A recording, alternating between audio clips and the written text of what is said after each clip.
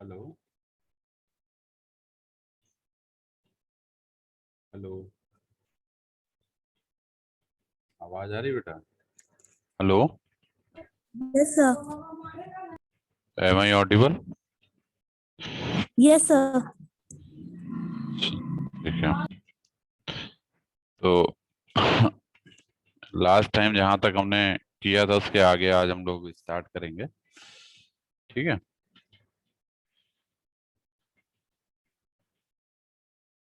ठीक है।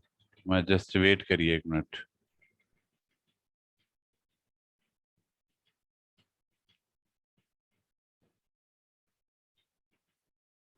एक क्वेश्चन हमने आपको दिया था रेडियो कम्युनिकेशन लिंक का, जो बोला था आप लोग को करना है।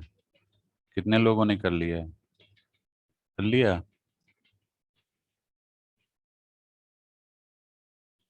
कितने लोगों ने कर लिया बेटा?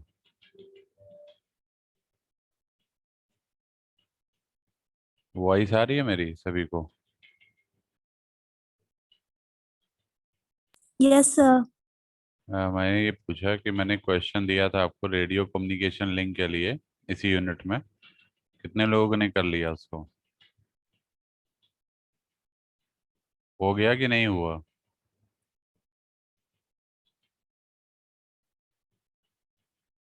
पहले तो ये बताइए, हुआ कि नहीं हुआ? नहीं हुआ? सर हो गया है। तो हो गया है। डायग्राम वगैरह मिल गया था उसका? हम्म।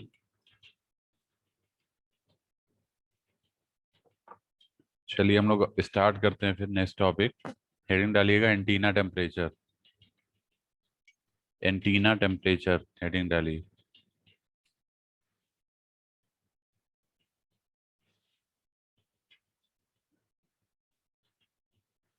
इसमें लिखिए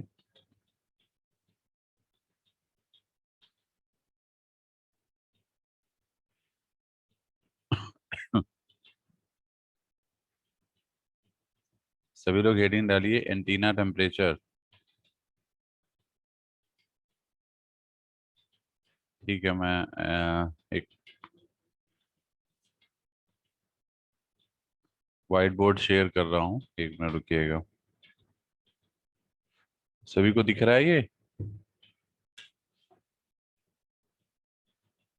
विजिबल है? No sir. देख, अभी नहीं है। No sir.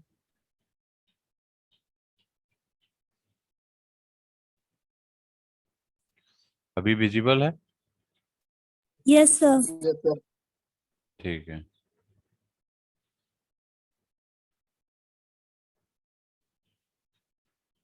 ठीक है, तो अब हम स्टार्ट करने जा रहे हैं। आई थिंक ज़्यादातर बच्चे ज्वाइन कर चुके हैं। ठीक है, मैं स्टार्ट कर रहा हूँ। ठीक है, तो हमारा जो अगला टॉपिक है, क्योंकि देखिए हमने जहाँ तक कवर कर लिया था, मैं एक बार दिखा देता हूँ आपको।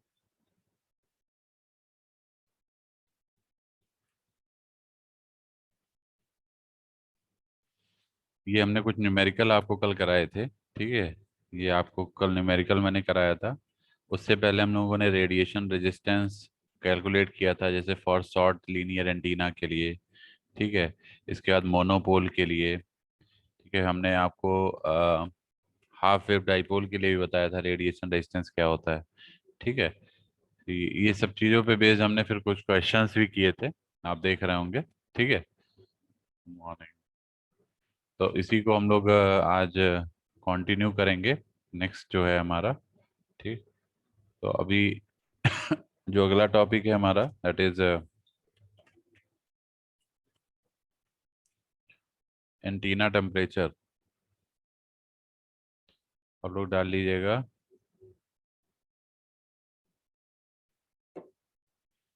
Antenna temperature.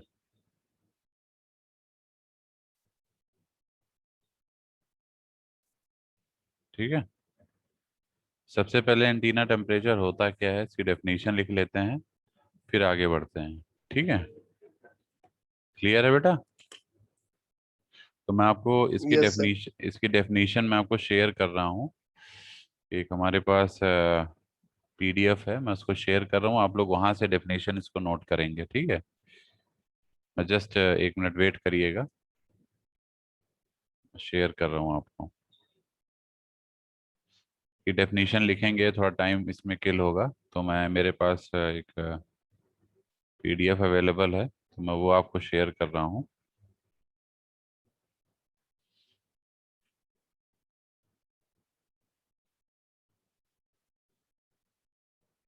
ये सभी को दिख रहा है? Is it clear? Yes, yes sir. Sir.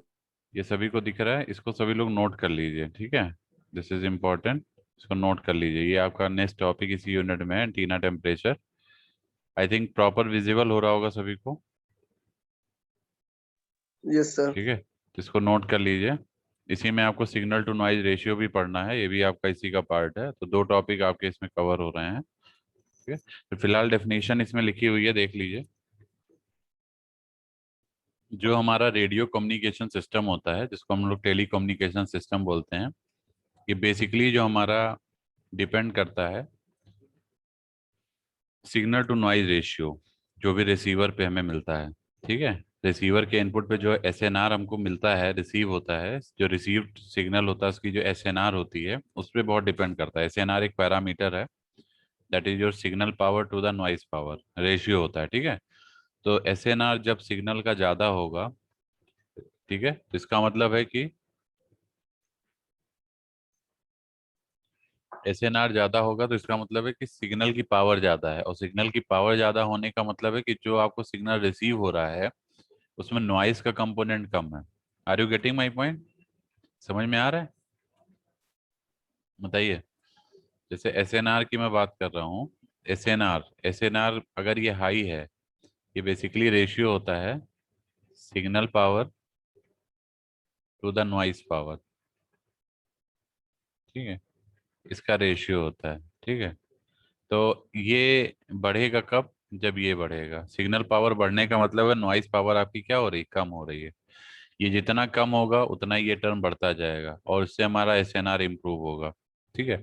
SNR improve होने का मतलब, एसएनआर कब इम्प्रूव होगा? जब आपका जो रिसीव्ड सिग्नल है रिसीविंग एंटीना पे, जैसे मान लीजिए हमारा रिसीविंग एंटीना है, ठीक है, रिसीवर साइड में, तो इस पे जो सिग्नल रिसीव हो रहा है वो आपका कैरी करेगा ज़्यादा से ज़्यादा signal power as compared to noise power. ऐसा तो नहीं होगा नॉइज होगा ही नहीं, नॉइज जरूर होगा, लेकिन अगर उसमें नॉइस का इफेक्ट कम है as compared to signal power या सिग्नल से, तो हम कह सकते हैं कि हमारा जो सिस्टम है वो उसका एसएनआर इम्प्रूव्ड है। Getting my point? ठीक है? तो यही चीज़ है कि जो परफॉर्मेंस होती है टेलीकम्युनिकेशन सिस्टम में, वो डिपेंड करती है very much on signal to noise ratio at the receiver input. So the electronic circuitry of the receiver, basically amplifier, mixer, ये सब इलेक्ट्रॉनिक सर्किटरी हैं जो रिसीवर के लिए होती हैं, ठीक है? Has its own contribution to the noise generation. ये भी पता है आपको, नॉइज हमारी 2 तरह की होती है, इंटरनल नॉइज और एक्सटर्नल नॉइज। इंटरनल नॉइज होती है जो खुद के सिस्टम की वजह से क्रिएट होती है, जो इंटरनल सर्किटरी से क्रिएट होती है। लाइक अगर एम्पलीफायर है, एम्पलीफायर की सर्किटरी होगी, उससे जो नॉइज क्रिएट होगा हो, या मिक्सर है, उससे नॉइज क्रिएट हो रही है, इट सेल्फ नॉइज है ये। और एक होती है एक्सटर्नल नॉइज, जो बाहर से हमारी सिग्नल्स की वजह से आती है, ठीक है? जो एनवायरनमेंट में सिग्नल्स हमारे मौजूद हैं उनकी वजह से जो नॉइज आती है। तो दोनों में डिफरेंस है, ठीक है ना? एक एक्सटर्नल नॉइज, एक इंटरनल नॉइज, दोनों का सम करेंगे तो टोटल नॉइज आ जाता है। तो जो रिसीव सिग्नल आपको मिल रहा है उसमें दोनों तरह की नॉइज है, internal as well as external, ठीक है? क्लियर? Yes sir. इसीलिए इसीलिए यहाँ पे एक लाइन लिखी हुई है कि मैं आपको इस सारे स्टेटमेंट को समझा भी दे रहा हूँ, क्योंकि यहाँ केवल लिखना यहाँ मीनिंग नहीं है, डेफिनेशन तो आप लिखेंगे ही, बाकी इसकी इटसेल्फ एक मीनिंग है, ठीक है? क्योंकि ये आपका 3 टॉपिक बेसिकली कवर करेगा। एक तो एसएनआर कवर करेगा, एंटीना टेम्परेचर भी कवर करेगा, और उसके अलावा आपका जो रेडियो कम्युनिकेशन लिंक है उसको भी कुछ ना कुछ कवर करेगा, क्योंकि अल्टीमेटली जब रेडियो कम्युनिकेशन लिंक होता है, एस्टेब्लिश होता है, तभी ये चीज़ें आती हैं पिक्चर में, ठीक है? तो however the antenna itself is a significant source of noise, ये सभी को पता है एंटीना खुद से नॉइज क्रिएट करता है। Antenna noise can be divided into 2 types of noise according to its physical sources. पहला है noise due to loss resistance of the antenna itself, ठीक है? जो हमारा नॉइस क्रिएट हो रहा है वो लॉस रेजिस्टेंस की वजह से क्रिएट हो रहा है, जो कि एंटीना, जैसे एक आपने पढ़ा होगा ना आर लॉस, एक रेडिएशन रेजिस्टेंस पढ़ा है, एक लॉस रेजिस्टेंस पढ़ा है। तो ये जो लॉस रेजिस्टेंस है इसकी मैं बात कर रहा हूँ। तो ये एक तो नॉइज ये लॉस रेजिस्टेंस की वजह से आ रहा है, ठीक है, जो कि एंटीना इटसेल्फ है। एंड दूसरी नॉइज है which is antenna picks up from the surrounding environment. जो भी हमने बताया एक्सटर्नल नॉइज, ये एक्सटर्नल नॉइज है और ये इंटरनल नॉइज है। तो दोनों नॉइज आपकी ऐड हो रही है सिस्टम में, ठीक है, जब भी आपका कम्युनिकेशन होगा। सो you can say any object from whose temperature is above the absolute zero radiates EM energy, ठीक है, कोई भी ऑब्जेक्ट जिसका टेम्परेचर एब्सोल्यूट जीरो टेम्परेचर से ऊपर होगा वो इलेक्ट्रोमैग्नेटिक वेव एनर्जी को रेडिएट करेगा या करता है, ठीक है।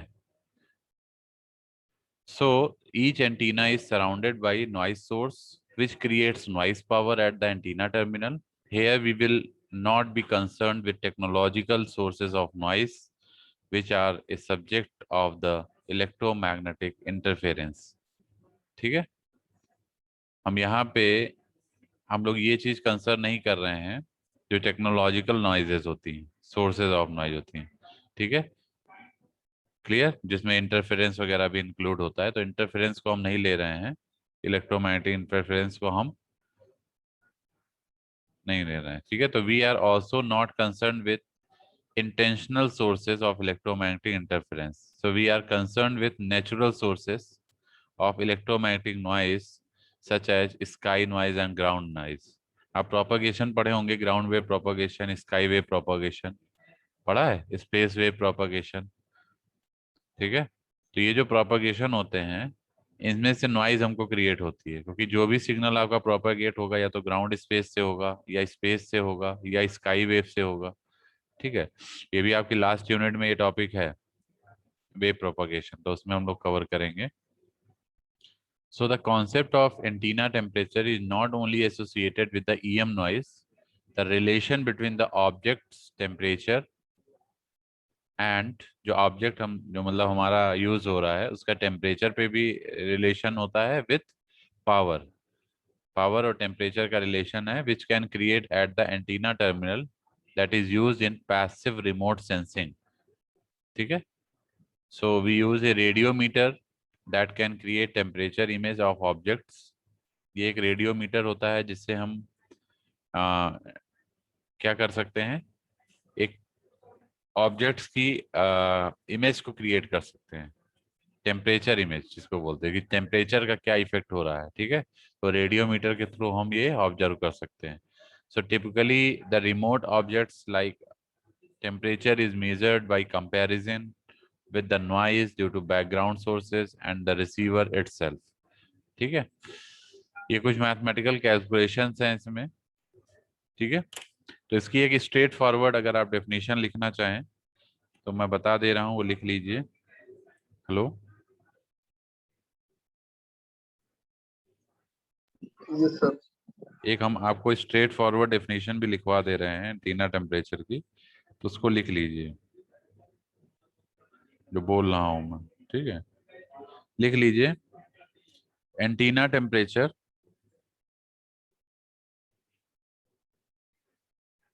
is a measure of the noise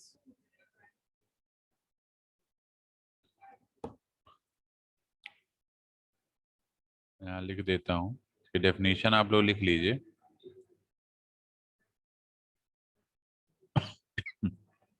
antenna temperature, क्योंकि एग्जाम में अगर डेफिनेशन आती है तो आप केवल डेफिनेशन पार्ट पे फोकस करिएगा, ठीक है, बाकी डेप्थ में बहुत नहीं जाना। Antenna temperature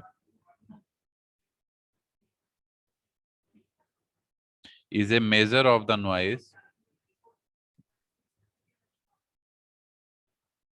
measure of the noise, ठीक है, बीइंग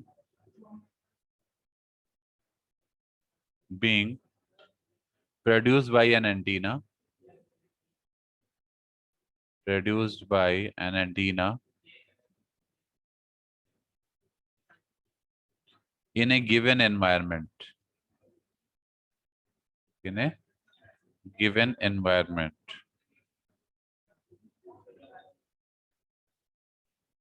ठीक है?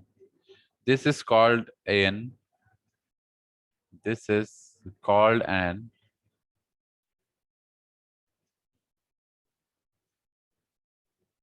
antenna noise temperature. Antenna noise temperature, इसको एंटीना नॉइस टेम्परेचर भी बोलते हैं, या इन जनरल आप एंटीना टेम्परेचर भी बोल सकते हैं. ठीक है. It is not the physical temperature of the antenna. It is not the physical temperature of antenna.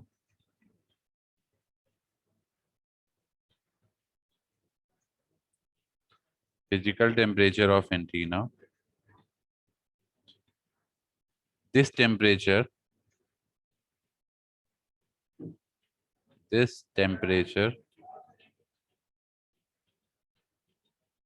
depends on the gain,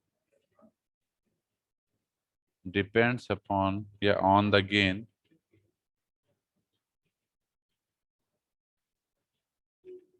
radiation pattern.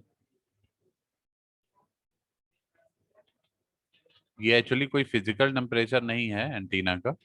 ठीक है. ये आपका इन सब फैक्टर्स से पे डिपेंड करता है. इन mathematical term also, clear, like अ गेन, रेडिएशन पैटर्न. ठीक है. And the noise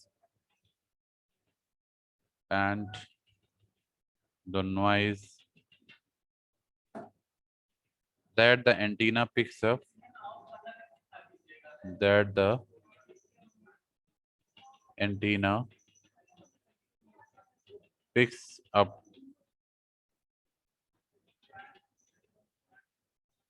picks up from the surrounding environment,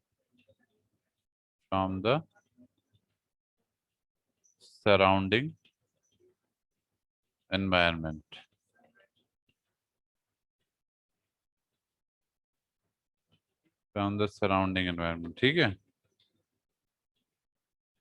We can calculate it by the relation. So you can see, like, you can write it. The antenna temperature can be represented by the following relation. The antenna temperature can be represented by the following relation.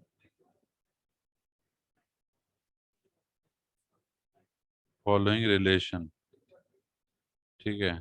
क्या relation दिखाएंगे हम? Basically it means your antenna temperature, हम TA से represent करते हैं.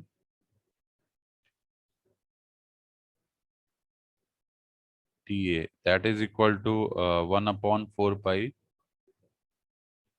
ठीक. Integration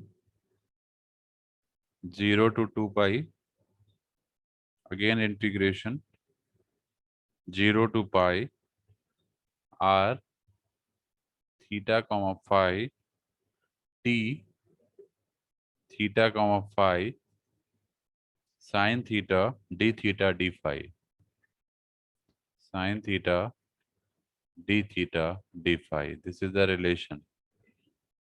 clear है बेटा सभी को? Hello. Yes, sir.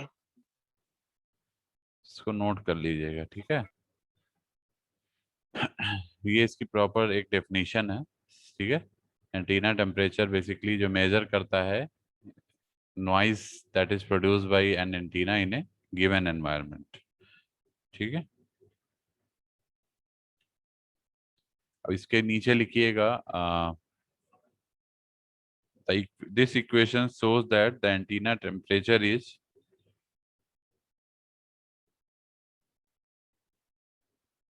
this equation shows that the antenna temperature is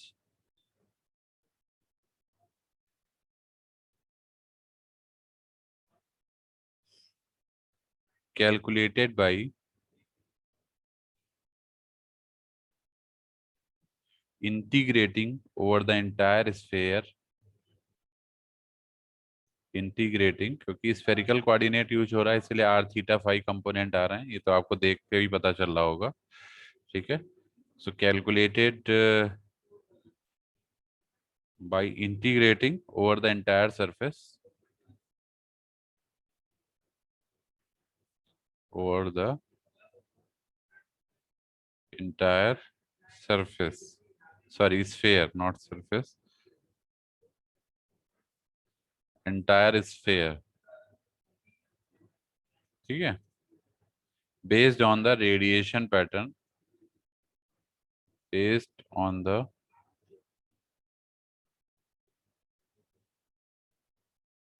radiation pattern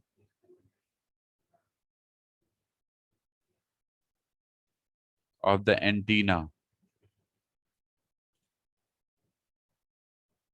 of the antenna,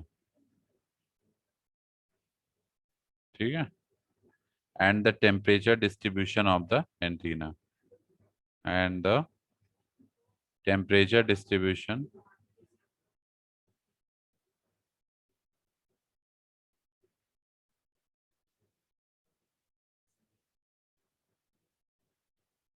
of the antenna।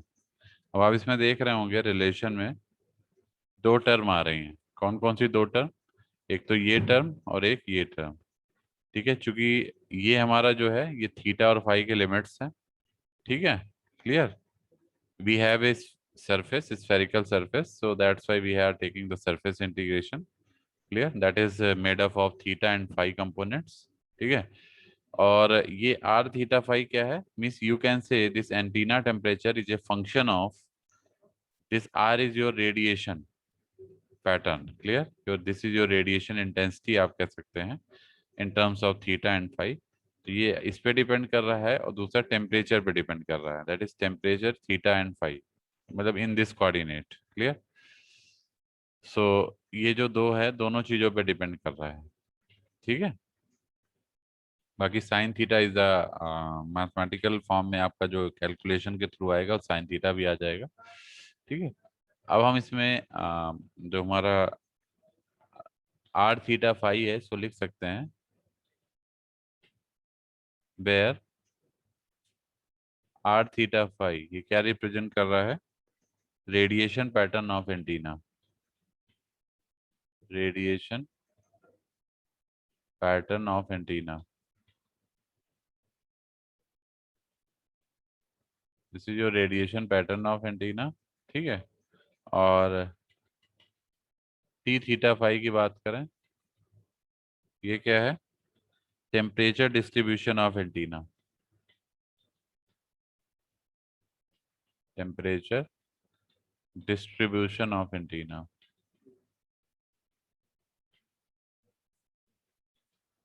ठीक है, based on its surroundings, based on its surroundings, based on its surroundings, ठीक है। जैसे आपको पता है कि for example अगर हम बात करें सराउंडिंग्स पे कैसे डिपेंड कर रहा है, जैसे मान लीजिए नाइट के टाइम अगर हम बात करें, नाइट में आपका जो स्काई टेम्परेचर है अराउंड 4 डिग्री केल्विन है, ठीक है, ठीक है, and the value of the temperature pattern in the direction of the ground way would be based on the physical temperature of the ground, clear. तो इस तरीके से कह सकते हैं आप, क्लियर है, यहाँ तक क्लियर है। Yes sir. तो ये आपका फंडामेंटल चीज हो गई इसमें एंटीना टेम्परेचर में, ठीक है।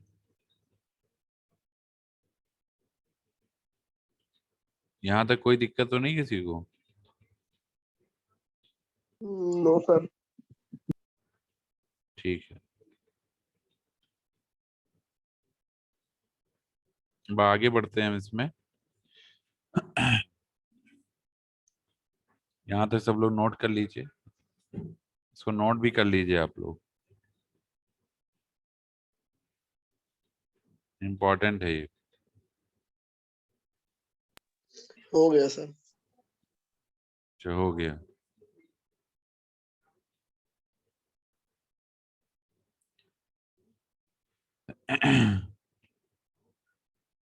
इसके बाद लिखिएगा इसमें पॉइंट लिखिए जो बोल रहा हूं मैं।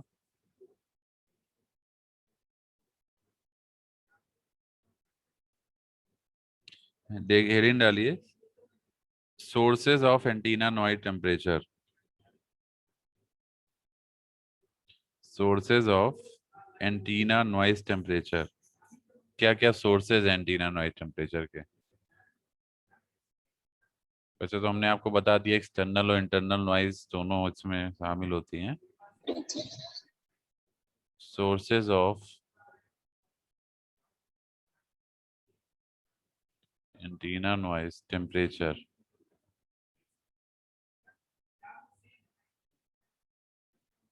अब सराउंडिंग की अगर बात करें, जो सराउंडिंग हमारी नॉइज हैं उसके अकॉर्डिंग अगर आप देखेंगे तो उसमें आज का आ जाएगा पहला जो सर रेडिएशन। आवाज कट रही है आपकी। एक मिनट, अभी आ रही है आवाज? सर आवाज नहीं आ रही है। अभी आ रही है?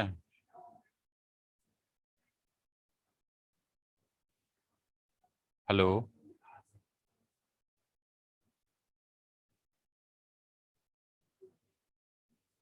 हेलो, आवाज कट रही है सर। अब आ रही है बेटा आवाज? Yes, yes sir. ठीक है, तो ये डाल लीजिएगा गैलेक्टिक रेडिएशन।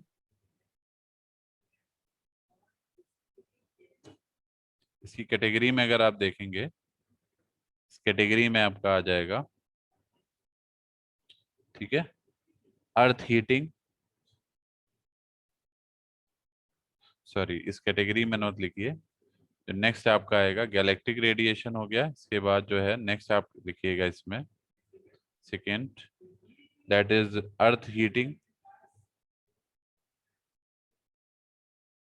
अर्थ हीटिंग, ठीक है, जो हमारी अर्थ हीट होती है उसकी वजह से भी आपका ये एंटीना नॉइज टेम्परेचर क्रिएट होता है। थर्ड है सन, जो सनलाइट है वो भी अफेक्ट करती है। इलेक्ट्रिकल डिवाइसेस, इलेक्ट्रिकल डिवाइसेस जो भी हैं हमारे, ठीक है। एंटीना इटसेल्फ, एंटीना जो खुद से जनरेट करता है वो इंटरनल नॉइज है, बाकी ये सब क्या एक्सटर्नल नॉइज है। Antenna itself, even electrical devices जो हैं वो भी इसी कैटेगरी में आ जाएगी, बाकी ये सब आपके एनवायरमेंटल नॉइज कैटेगरी में आ जाएंगे, ठीक है। जो हमारा गैलेक्टिक नॉइज होता है वो that is very high, that is below 1000 megahertz, ठीक है। इट इज, इसको लिखना चाहें तो लिख सकते हैं, जो आपकी गैलेक्टिक नॉइज है, galactic noise is below high below 1000 megahertz की फ्रीक्वेंसी बैंड है। at around 150 megahertz, at around 150 megahertz, it is approximately, इस फ्रीक्वेंसी पे जो टेम्परेचर है वो मैं बताने जा रहा हूँ कितना है, ठीक है। at around 150 megahertz, it is approximately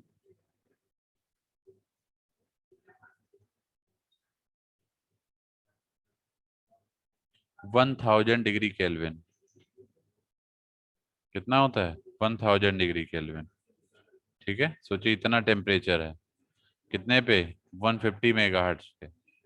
ठीक है, and at 2500 megahertz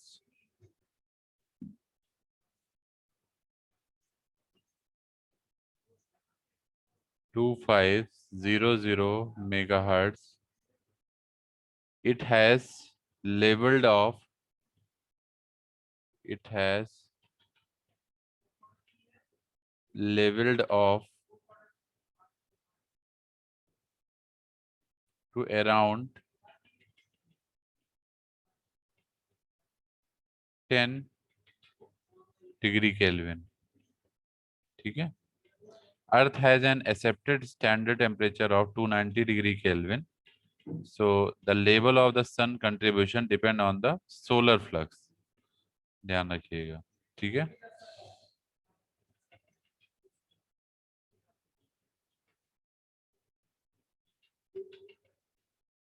Earth has an accepted standard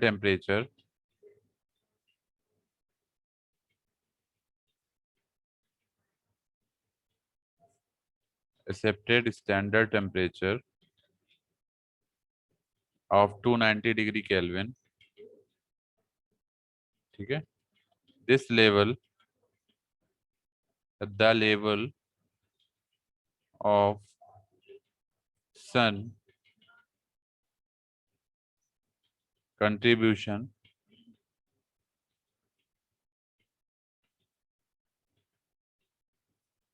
sun's contribution depends on the solar flux, depends on the solar flux.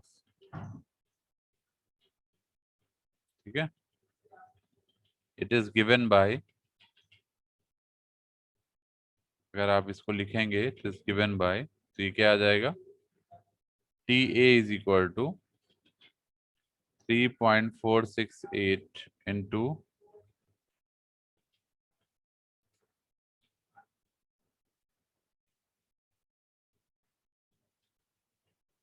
ये आ जाएगा, this is your antenna temperature calculated value. ठीक है, तो ये हमारा हो गया एंटीना टेम्परेचर। ठीक है, क्लियर है ये सभी को? Yes sir. सर ये 10⁻G/10 है। हाँ, e⁻G/10।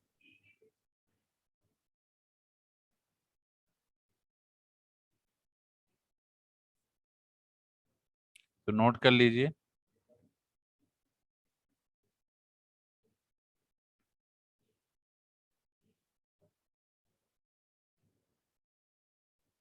अब इसका जो फर्दर अगर आप डेरिवेशन पार्ट देखेंगे, हालांकि मैं डेरिवेशन पार्ट पे इतना मैं नहीं जा रहा हूँ। ठीक है, लेकिन आपको दिखा देता हूँ।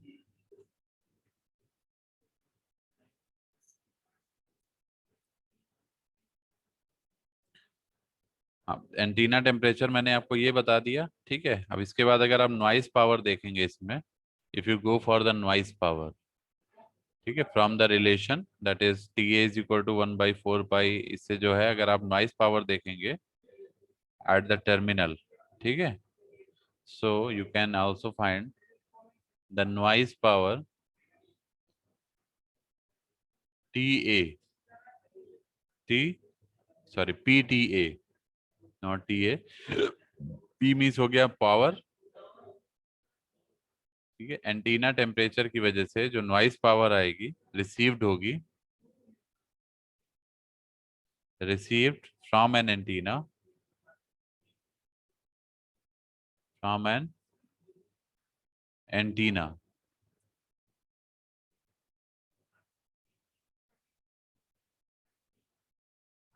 from an antenna at temperature TA, at temperature TA। ठीक है, can be expressed can be expressed in terms of bandwidth, in terms of bandwidth B over which the antenna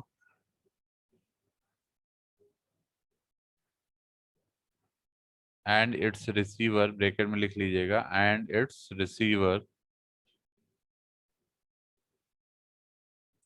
is operating as, is operating as, ठीक है, तो ये हो जाएगा, that is PTA is equal to KTA into B। आप लोग पढ़े भी होंगे, KTB पढ़ा होगा आपने, जो भी हमारी पावर रिसीव हो रही है, नॉइस पावर जो है, that will be equal to the KTB।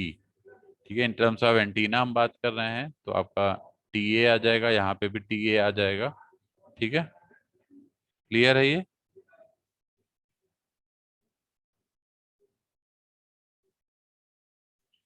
Clear है? ये हमारा Yes, sir. एंटीना टेम्परेचर हो गया। ठीक है, अब इसका जो डेरिवेशन पार्ट की मैं बात कर रहा हूँ, तो देखिए डेरिवेशन आपको मिल जाएगा यहाँ से। फिलहाल मैं डेरिवेशन नहीं करा रहा हूँ, ना कि आपके सिलेबस में भी ऐसा डेरिवेशन कोई मेंशन नहीं है, हम डेरिवेशन पे भी नहीं जाएंगे। ये देख सकते हैं आप। ठीक है, ये यहाँ से, ये हमारा एंटीना टेम्परेचर था, ये हमारा डेरिवेशन है, ये हम शेयर कर देंगे आपको। ठीक है, डेरिवेशन पार्ट है, ये PDF में आपको शेयर कर दूंगा।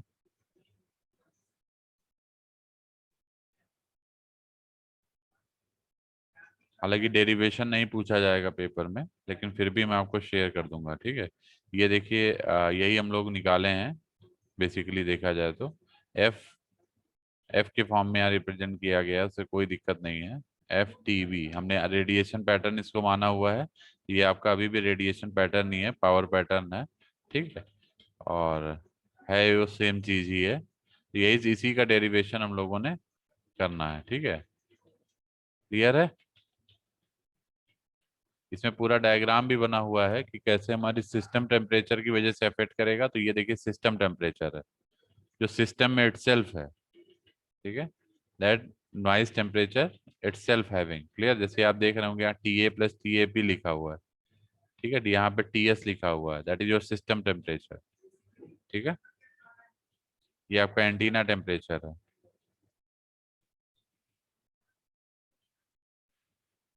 तो इसके डायग्राम भी आप लोग बना सकते हैं। ठीक है, डायग्राम में भी कोई दिक्कत नहीं आएगी, डायग्राम भी आप बना सकते हैं। अब इसके बाद नेक्स्ट जो है, that is system signal to noise ratio. इसको कर लीजिए आप लोग, system signal to noise ratio, this is another topic. तो सिग्नल टू नॉइज रेशियो आपको पता ही है क्या होता है, क्यों बेटा? सिग्नल टू नॉइज रेशियो भी हमने आपको बताया, signal power ratio of signal power to the noise power is your signal to noise ratio. ठीक है, अब आपकी जो एंटीना में जो हमारी सिस्टम नॉइज है या signal signal to noise ratio है, उसको आप अगर लिखना चाहें तो यहाँ से लिख सकते हैं। दिख रहा है सभी को ये? इसको नोट कर लीजिए सभी लोग।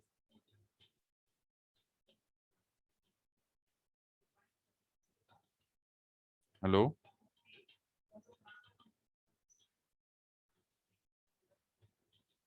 हेलो, आवाज आ रही है सभी को?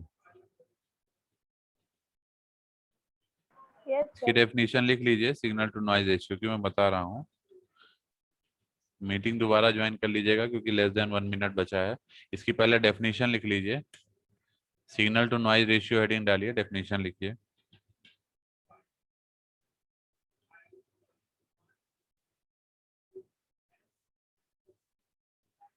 बोल रहा हूँ, signal to noise ratio is defined as the ratio of signal power to the noise power.